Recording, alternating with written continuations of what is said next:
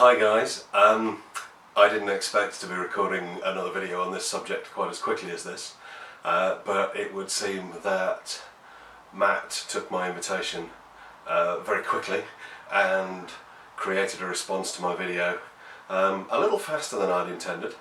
As I suggested to him, perhaps I touched a nerve, but I know that's not really true. Matt and I actually had a conversation a few days ago where we were talking about the fact that a combination of life getting in the way and struggling to come up with ideas to talk about meant that he was slowing down a little with videos as well, and we kind of decided that perhaps something like this would be a good idea. We didn't go into any great detail, so before I go on to discuss what Matt said in his reply to me, I just want to clear the air a little bit, because one or two people seem to take my disagreeing with some of the things Matt said very personally indeed.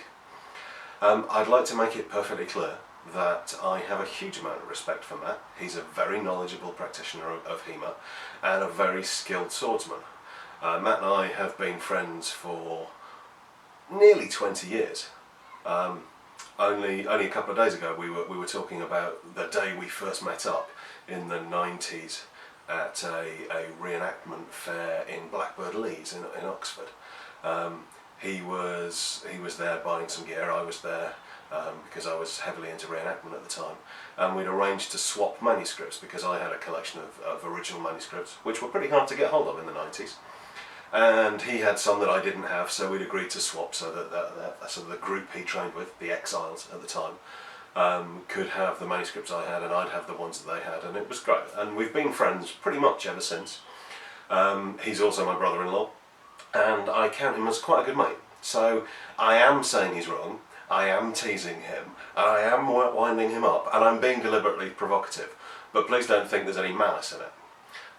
For those of you that have accused me of blatantly piggybacking on his success on YouTube in order to try and boost my own channel, yeah, absolutely. Guilty as charged. However, I would like to think that there are some informative and interesting things on my channel as well, and if you're enjoying Matt's channel, you may well enjoy mine too, so do subscribe. There's all sorts of things, and obviously Matt and I have slightly different approaches to HEMA.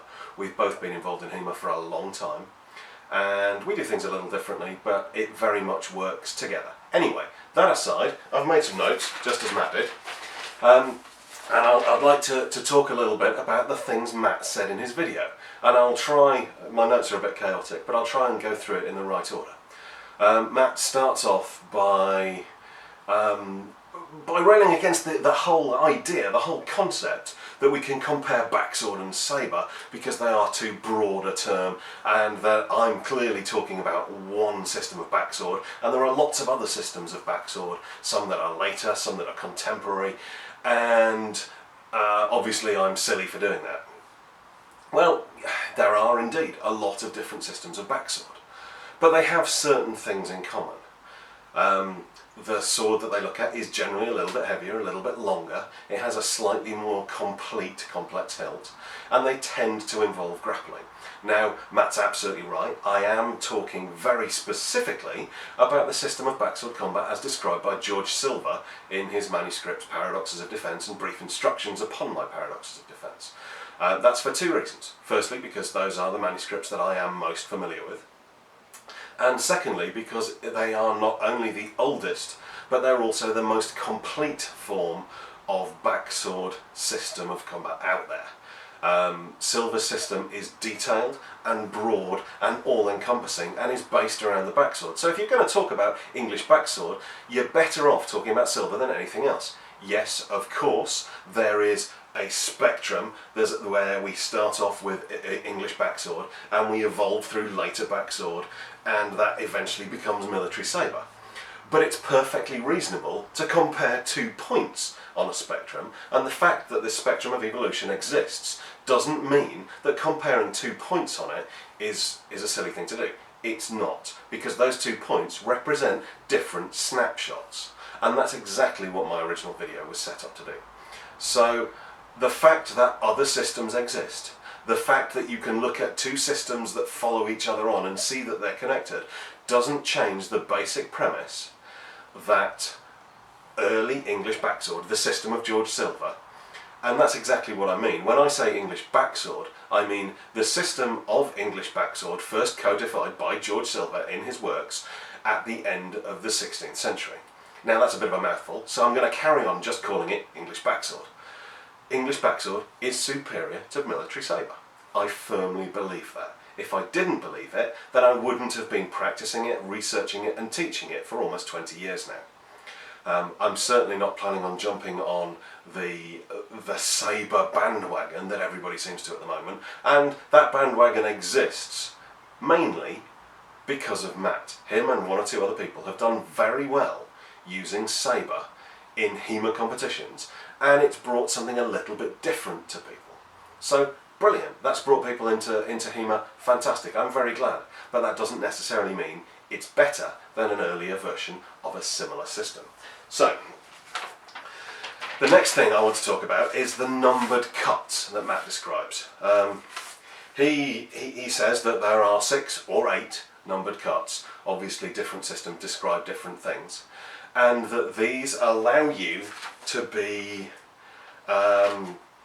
very precise, and it allows you to pass information to another person very quickly, and it's much easier to teach, say, a cut 2 at the leg than it is to say it's going to be a downward blow coming in at about a 45-degree angle to the outside of the right leg. Absolutely, you're very right. It's much easier to say cut 2 at the leg than it is to describe the cut. But you also, Matt, say that British military sabre has every single possible cut in it that English backsword does. Now, bearing in mind that we don't number our cuts, then in theory there's an infinite number of them, and we describe the cut as it comes in. And what you're suggesting is either that there are only 8 ways of cutting, or that you don't actually have 8 cuts, you have 8 areas that you can cut into and name as a number. So a cut 1 would be into this area. I don't know, maybe it's this side, maybe it's this side, I'm not sure. So in actual fact, what you have to do is be more precise than just say cut number 1, because cut number 1 obviously follows a certain line. And if British military sabre can encompass any direction at all, what you have to say is, well, it's quite an acute angle for a cut 1, and it's aiming to cut at the junction of the shoulder and the neck at about 20 degrees. And that to me seems as bit of a mouthful, as much as saying we're going to cut in a diagonal line aiming to contact at this point. So from that point of view, the numbered system, well, it might make things slightly quicker to say, but it's not actually a more efficient way of doing it, because you've got to learn the numbered system, and that's going to take time in and of itself. And I don't think the time it takes to say cut to the upper right is much longer than, say, cut 1. Anyway, let's leave those for now. Give me 1 second while I have a quick look at my my notes. Yes, then we go on to talk about closing. And this is where I really struggle with what you said, Matt, because you start off by saying that yes, I have a point in that English backsword is much more able to deal with somebody closing, or even to close ourselves, than British military sabre. And then putting that aside, you go on to say that British military sabre uses closing techniques against bayonets, and you can adapt these techniques designed to work against bayonets to working against a swordsman. And I have 2 problems with that. Firstly, I don't think it's a very safe or sensible thing to do, to adapt a technique designed to close against a long, predominantly thrusting weapon against a significantly shorter, predominantly cutting weapon. I think that's a particularly dangerous thing to do. But also, I don't really think it's a fair thing to say that British military sabre uses closing techniques because we actually take them from something else. And before you get on your high horse and say that's not what you do, you then use Hutton and Cyril Mathy as justification for that, because Hutton actually took the closes and grips from Silver's manuscript, the one I'm talking about, and adapted them and applied them to British military sabre. And if we read the introduction of Matthew's version of Silver's book, we see that he's a big fan of what Silver's saying. And he's very clear that what Silver is saying is hugely beneficial to those people studying sabre within the army. And that's again somebody taking something from a different system and bolting it onto sabre in order to make sabre better. And quite interestingly, it's taking the things from the system I'm talking about as being better and adding them to sabre in order to make sabre better. So clearly, according to Hutton and Matthew at least, to some degree, English backsword was better than military sabre, at least at that point in time. So I think that's quite an interesting point. Now let's have a quick look. We got through these. Yes, right. You talk about true gardant as being the same as prime. It's not. And clearly it's not if you read the description of it. Prime tends to have a point forward guard, so do most of the later sabre guards. True gardant very much keeps the point backwards, and Silver is at great lengths to stress that the point should not be forwards, because this changes the feel of the fight. The open fight, the gardant fight, the variable fight and the close fight are not simply the same thing but from different guards, as you seem to be implying. They are very much different styles of fighting. The guard dictates the style, and it actually changes the way you fight. So they're actually approaches to fighting. And that's not something you get in sabre when you switch to a different guard. Yes, you may well have a point forward guard. Yes, you may well have a pendant guard. Yes, you may well fight with a low pendant guard. And these are things related to Silver's guards, as we know them. But what you're saying is that you can do the style of fighting taught in British military sabre from different positions. And that's not what I'm saying when I say there are different fights. The gardant fight is different in feel and in application to the open fight, which is again different in feel and application to the variable fight, which is again different in feel and application to the close fight. And this is very important stuff. And if you can't get your head around that, then you aren't actually able to really talk about English backsword, because these things are different and they don't exist in sabre. So to say that open ward isn't useful because you can't do the things you do in sabre from it is a bit silly, really, because open ward is very useful. And yes, you see it in a lot of the earlier systems, and you see it in Silver, and it gradually falls out of favour. But let's be honest, if the fact that something is more modern was justification for doing it, then we wouldn't be talking about HEMA at all. We'd all be doing sports fencing down at the local sports centre, and that would be that. Just because something is old and no longer in favour does not necessarily mean it is better or worse. Open fight has certain advantages and disadvantages, and I'm fairly certain I recorded a video based around open ward and talked a little bit about the open fight. It's back somewhere in one of the videos. Have a look. Should be easy enough to find. And you say that it comes from sword or buckler or sword and shield, predominantly I suspect because the sword's held back up, and you're saying this hand is vulnerable, so we're using it to hide behind. And that would be exactly what you would expect if you were fighting in the same way as Silver describes the gardant fight, or the variable fight, or if you were to fight in the same way that Italian side sword or British military sabre fights. But that's not what Silver does from open. So I very strongly disagree that A, it's not useful, and B, it doesn't matter that you don't have it in sabre, because it does matter. It's a very useful thing to do, and it creates a certain feel within the fight that you can utilise to your advantage once you understand it. So, you then go on to say, we can't ignore Rapier. Well, yes we can. I can easily ignore a sword that was created for its aesthetics rather than its efficacy. Yes, it was popular. Brilliant. Miley Cyrus is popular. That doesn't mean that we should all enjoy it. I'm comparing backsword with sabre, so yes, I can ignore Rapier, and I'm going to. Sabre is better at thrusting than a backsword. Well, I disagree wholeheartedly with that. Point forward guards are probably better at thrusting from than point back guards. Yep, fine, I'll give you that. But the variable fight has point forward guards. So, fine. You don't necessarily have a better position to start from.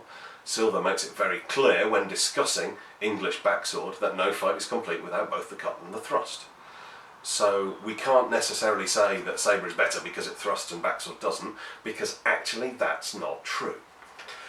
Give me 1 second, I'll just have a quick look. Yes, then you close your video by suggesting that you've done very well in tournaments using sabre, and that my argument falls down because backsworders aren't doing that well in tournaments.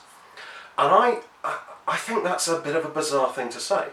I'd like to ask you how many people were in the tournament that you just won, and how many of them were sabre practitioners and how many of them were backsworders. And let's look at how many people you beat. The other thing I'd like to point out is that last year, about a year or so ago, the English Martial Arts Academy, my group, and Scola Gladiatoria both independently held club tournaments, but they were open to people to come along and join in. As a bit of a thing to do at the end of the year, at Christmas, a tournament was held, and it's a bit of fun, and we see who's the best at that particular point. Now, as you well know, Matt, one person won both of those tournaments, and that's a student of mine, a chap by the name of Darren Dadswell, and Darren is a fantastic fighter. He's a very skilled swordsman, and he is, without any shadow of a doubt, a backsworder. He came first in both my tournament and your tournament, in your club, against your students who had been taught sabre by you. So we can both hold up an example of a person who's done very well. Sabre's very popular. How many backsworders are there compared to how many sabreurs there are? I don't know. But there are some very successful backsworders out there. Matt Johnson, another one of my students, I believe came third in the tournament at your own club. At Fight Camp last year, Darren did very well again, and so on and so forth. So there are examples of people fighting with backswords doing very well in tournaments. However, as I've said in the comments, and I don't expect you to go reading through them because there's quite a lot, sabre fits perfectly this concept of a duel. A nice, clean environment in which two people fence to see which one of them can hit the other. And that's where sabre excels. So I would expect sabre to do better in that environment. But that is only one aspect of fighting.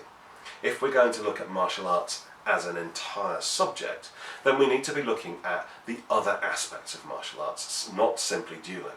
So I don't think that's what sabre does. I do think it's what backsword does.